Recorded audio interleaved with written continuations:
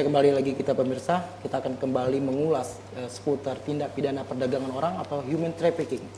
Bu, tadi saya ada nanya ini Bu, ada sempat terputus kita karena ada pariwara yang mau lewat tadi. Nah ini Bu, ancaman hukuman terhadap pelaku TPPO itu apa Bu? Di dalam ketentuan mulai pasal 2 ya, pasal 2 dan 6 itu mengenai pasal 2 dan 6 itu mengenai denda yang 500 juta. Tapi kalau pasal 7-nya itu dendanya itu mengenai yang 5 miliar. Kalau ancaman hukumannya itu tadi saya ulangi lagi bahwa ancaman hukuman itu pidana penjara, denda, maupun kalau untuk korporasi ya berupa tindakan. Nah, seperti itu. Kalau siapa itu yang bisa dapat di pasal 5, siapa itu yang dikenakan pasal 7 tadi Bu?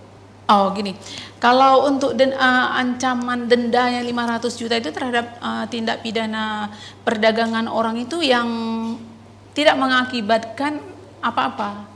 Itu kan dia tidak mengalami cacat fisik atau mengalami luka atau mengalami kerugian harta yang begitu banyak.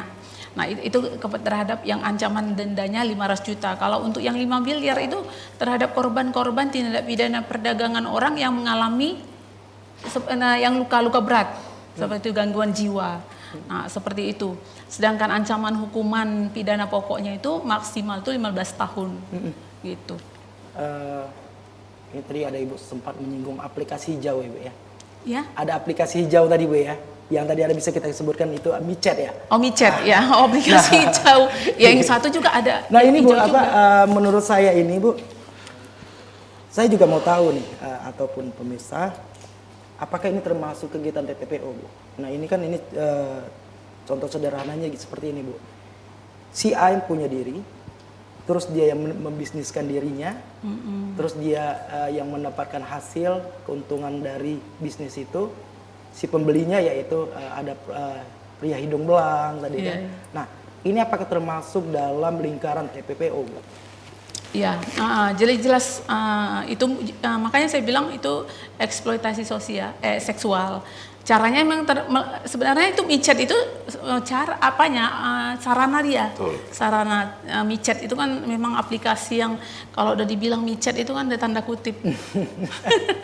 Ya biasanya yang saya lihat yang menggunakan aplikasi micet itu di handphone para lelaki. Iya.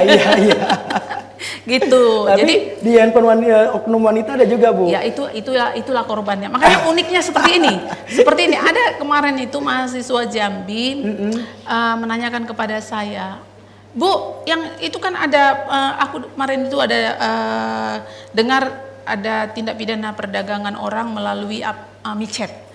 Padahal yang meminta untuk dijual itu kan korban. Benar. Gitu.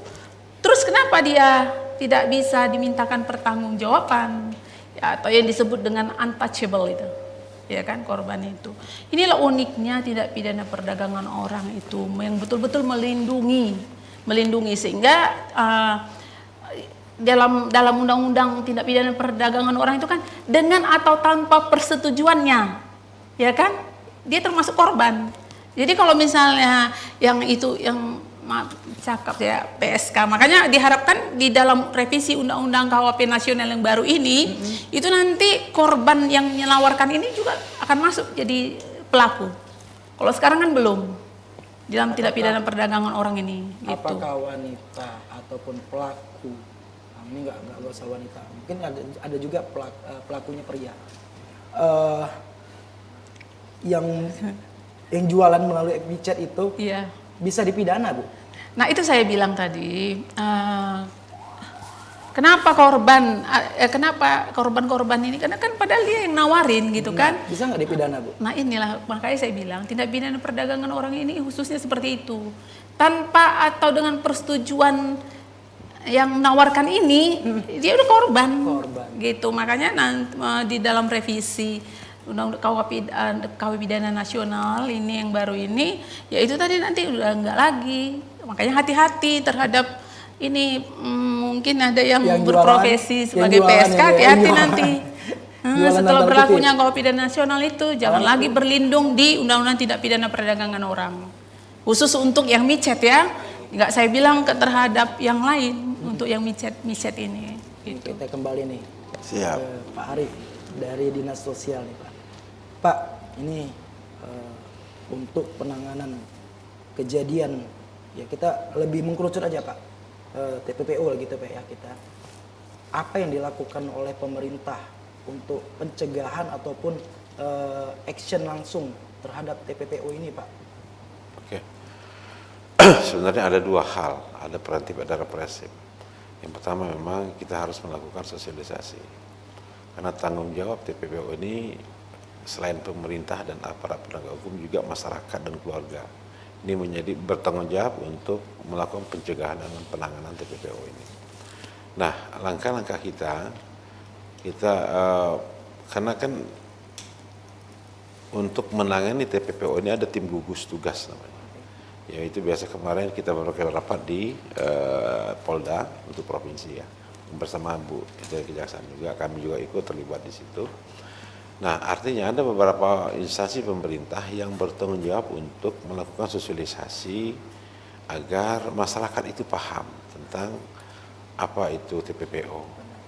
Dan mereka tidak mudah percaya dengan tawaran-tawaran atau iming-iming tertentu oleh oknum-oknum tertentu yang menawarkan pekerjaan atau menawarkan apapun tanpa ada kejelasan yang pasti.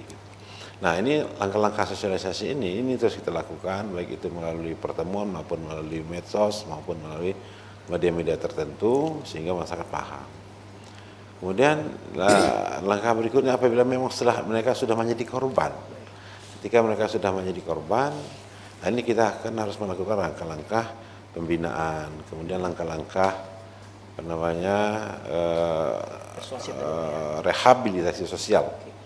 Karena kan ada juga, kalau yang pertama kan rehabilitasi kesehatan dulu, itu bagi yang mereka yang mengalami tindak kekerasan, gangguan psikis, itu di rehabilitasi sosial. Dan ini ketika mereka sudah sehat masuk lagi ke rehabilitasi sosial. Kemudian ketika mereka sudah sehat gitu kan, itu masuk lagi ke integrasi sosial. Mereka boleh berintegrasi di lingkungan. Ini korban mereka ini dipantau berkala nggak? Atau ini udah dipantau sekali sudah gitu? Dipantau berkala nggak? Idealnya berkala, idealnya. Nah, tapi yang dilakukan udah berkala Pak? Kita saat ini berkala, malah kita memiliki, terutama yang kasus-kasus yang terlantar ya. Kami ini kalau sosial provinsi ini lebih kepada penanganan kasus-kasus terlantar terkait dengan mungkin bukan korban anak, kekerasan terhadap anak, kemudian korban bayi yang dibuang. Nah, itu. Apakah itu masuk ke ranah TPPO? Mungkin enggak lah ya. Tapi perbuatannya itu. Kemudian ada orang-orang tua yang terlantar. Kemudian juga ada orang-orang gila yang berkeliaran sepanjang jalan. Orang ODGJ gitu ya, yang sepanjang jalan. Ini yang kita tangani lebih cepat. Nah, terkait dengan unsur masyarakat yang mengalami unsur penipuan, kemudian unsur janji pekerjaan yang tidak sesuai, kemudian mereka ditipu, mereka yang mereka impikan itu tidak tercapai di tempat yang mereka tuju. Nah, ini yang upaya yang kita lakukan ini ketika mereka masuk kita mengembalikan ke daerah asal. Kemudian ada yang kita ketika mengalami gangguan kita karantina dulu, kita bina dulu, kemudian yang sedih sekali itu ada kejadian ini, kita mendapat kiriman nih 3 orang warga Jambi, ini contoh saja, warga Jambi yang sudah dilakukan karantina kesehatan di Rumah Sakit Jiwa Pekanbaru. Mereka ini adalah TKA atau yang dulu kerja yang bukan TKA siapa namanya? TKI yang kerja di luar negeri. Okay. Nah, mungkin mereka bermasalah di luar negeri atau di Malaysia atas kemudian tempat lain dikembalikan, mereka masuk lagi, kemudian dilakukan tindakan oleh daerah-daerah negara-negara tertentu sehingga mereka melalui gangguan dan dirawatlah di rumah sakit jiwa Pekanbaru Riau. Nah, setelah dilakukan identifikasi, yang sadisnya lagi semua identitas korban itu hilang. Kakaknya nggak ada, KTP-nya nggak ada. Akhirnya dilakukanlah identifikasi melalui Dukcapil dengan iris mata dan sidik jari. Ketemu. Ternyata 3 itu adalah orang Jambi. Satu di Batanghari, satu lagi di Tebo, satu lagi di kota Jambi. Dan saat itu mereka mengirim ke kita untuk dikarantina di kita. Alhamdulillah kita masukkan ke panti rehabilitasi kita yang ada di Baku. Nah ini contoh-contoh. Mereka dijual berapa ini Pak? Oh, mereka bukan jual, mereka ini semacam tertipu dengan atau berkeinginan juga untuk Di luar negeri tadi bekerja di luar negeri, dan mereka tertangkap, dikembalikan, mereka usahakan berangkat lagi. Oke. Nah itu yang penjelasan dari mereka. Kemudian ada yang melalui agen penyalur yang kemungkinan tidak resmi ya. Baik. Pakaian mereka hilang, uang yang mereka bawa hilang, gitu. Mereka cuma sebatang baju di badan saja, dan mereka tidak mau pulang kemana, gitu kan. Nah, ini yang kita urus akibat daripada dampak daripada TPO itu. Pak, ini sebentar lagi Ramadan dan berlanjut ke Idul Fitri.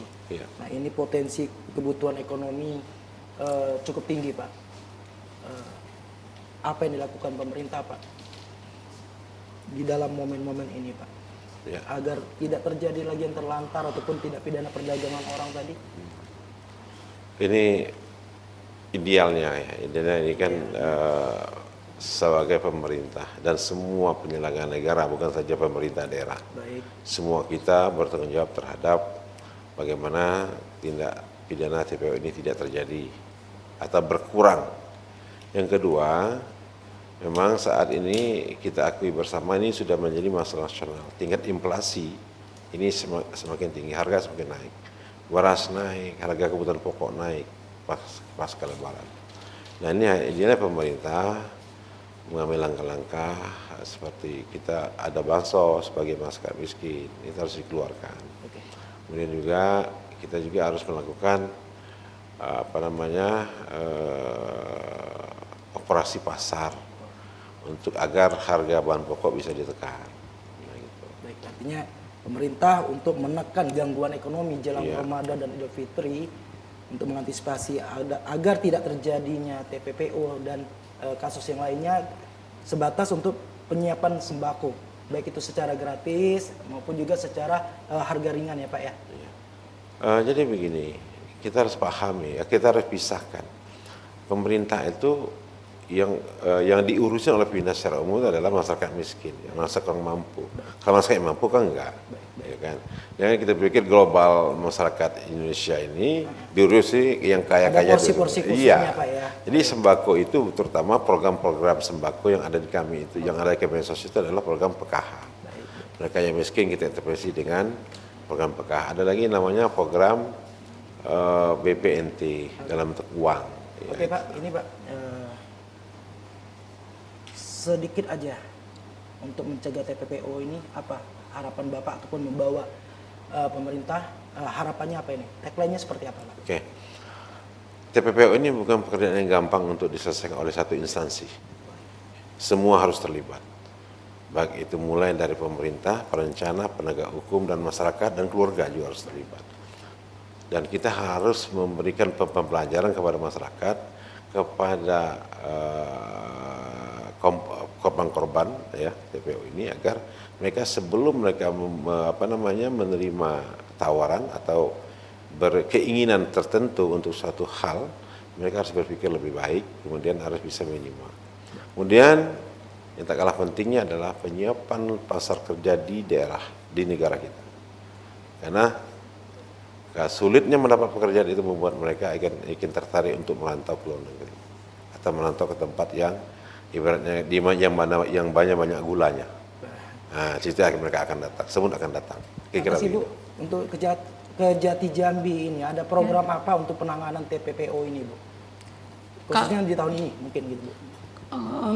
Terima kasih. Kalau untuk tahun ini, jujur kita belum menerima perkara untuk tindak pidana perdagangan orang. Tapi setidak-tidaknya dari tahun-tahun yang lalu kita sudah memberikan masukan, sosialisasi ke penyidik maupun memberikan masukan kepada gugus tugas yang tergabung dalam stakeholder yang sering kita lakukan pertemuan di Dinas Pemberdayaan Perempuan dan Anak. Dan satu hal bagi saya, karena memang di Provinsi Jambi ini yang banyak itu melalui aplikasi micet ya, untuk mencegah ini saya mungkin peranan keluarga sangat penting untuk membina baik secara spiritual kepada memberikan keimanan yang kepada anak-anaknya untuk tidak terpengaruh akan pengaruh-pengaruh luar yang lebih kepada komersial gitu, sehingga anak tersebut dapat terlindungi untuk tidak melakukan tindak pidana atau menjadi korban tindak pidana perdagangan orang. Artinya Kejaksaan Tinggi Jambi maupun pemerintah adalah bukan satu-satunya pihak untuk penanganan ini. Iya. Mulai dari diri sendiri itu udah cara yang Cara. efektif ya. Didampingin oleh keluarga, barulah ada kejaksaan, baru ada pemerintah. Iya. Seperti itu. Siap. Nah demikian pemirsa, dialog kita cukup hangat ini, baik dari perspektif secara hukum dan juga secara penanganan sosial yang dilakukan oleh pemerintah. Tentunya untuk menjadi bisa kita harus mau dan mampu. Demikian program acara Jaksa Menyapa saat ini, sampai jumpa di lain waktu.